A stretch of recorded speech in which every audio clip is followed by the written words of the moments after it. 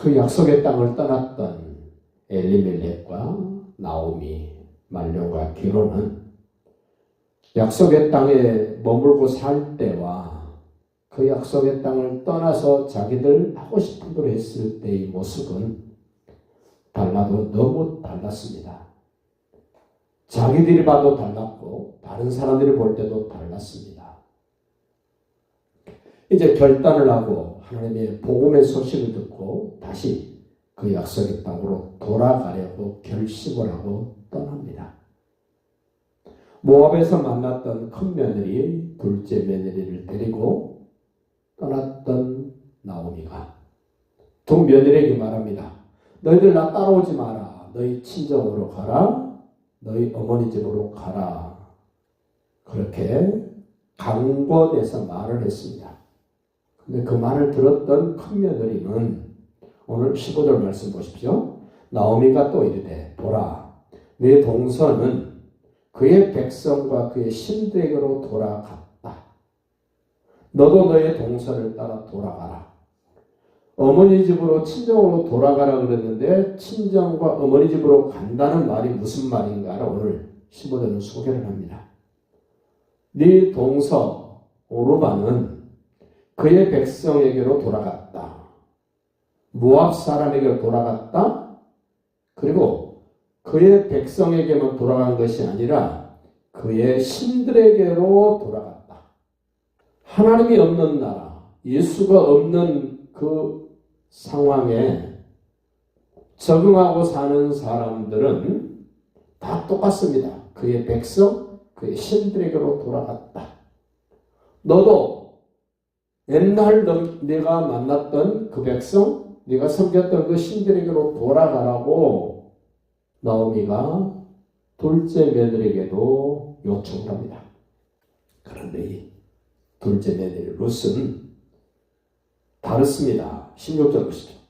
룻이 이르되 내게 어머니를 떠나며 어머니를 따르지 말고 돌아가라고 강권하지 마옵소서. 이 표현 좀 바꾸면 어머니 제게 미래가 없다고 남편이 없다고 옛날 신에게로 옛날 백성에게로 옛날 삶으로 돌아가라고 말씀하시면 전 너무 속상합니다. 다시는 그런 말씀하지 마십시오 라고 아주 단호하게 며느리가 시어머니에게 지금 하는 말입니다. 어머니를 떠나며 어머니를 따르지 말고 돌아가라고 강권하지 마십시오. 저 이미 결단했습니다. 이미 결심했습니다. 이미 결정했습니다. 어떻게 결정했나 보십시오. 신앙생활이란, 신앙 고백이란 이런 결단입니다. 이런 결심입니다. 이런 확신입니다. 보십시오. 어머니께서 가시는 곳에 나도 가고 동행하는 겁니다. 같이 사는 겁니다.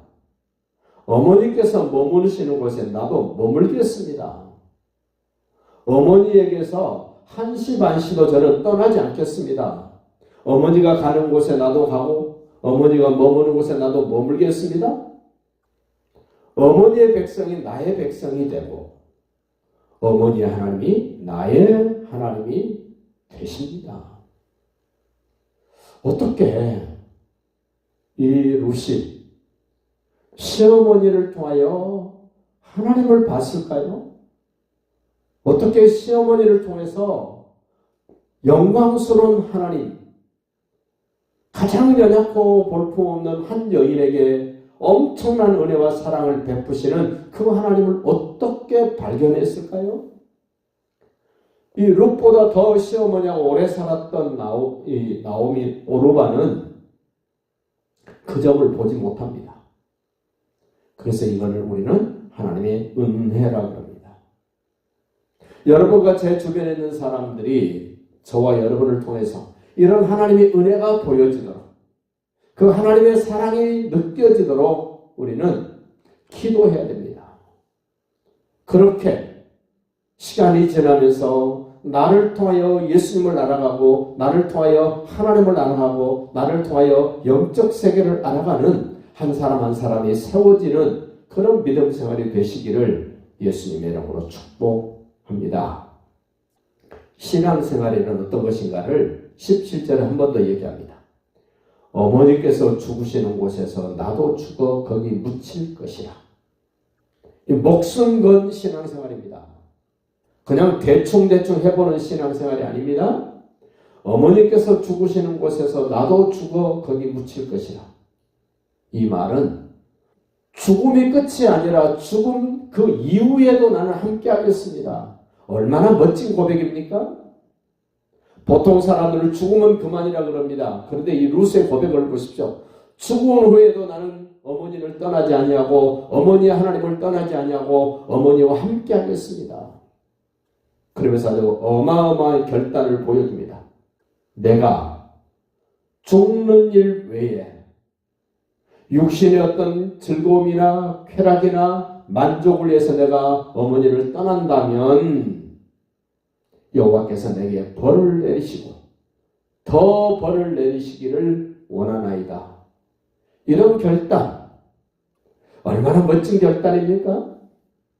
시대와 환경과 민족을 초월하여 하나님의 은혜를 입고 하나님의 사랑을 깨달은 사람들이 고백하는 믿음은 이 고백이어야 됩니다. 룻이 하는 고백. 나를 어머니를 떠나게 하지 마십시오. 어머니가 가는 곳에 나도 가고 어머니가 머무는 곳에 나도 머물고 어머니의 백성이 나의 백성이 되고 어머니 하나님이 나의 하나님이 될 것이며 어머니께서 죽으시는 곳에 나도 죽어 함께 거기 묻히기를 원합니다. 이런 멋진 신앙 고백. 그 시어머니가 둘째 며느리의 이 고백을 듣고 얼마나 감동했을까? 얼마나 감격스러웠을까? 18절 보시죠. 시어머니 나오미가 둘째 며느리 룻이 자기와 함께 가기로 굳게 결심함을 보고, 우리는 말로만 하는 것이 아닙니다. 보여줘야 됩니다. 나의 신앙은 이런 것입니다.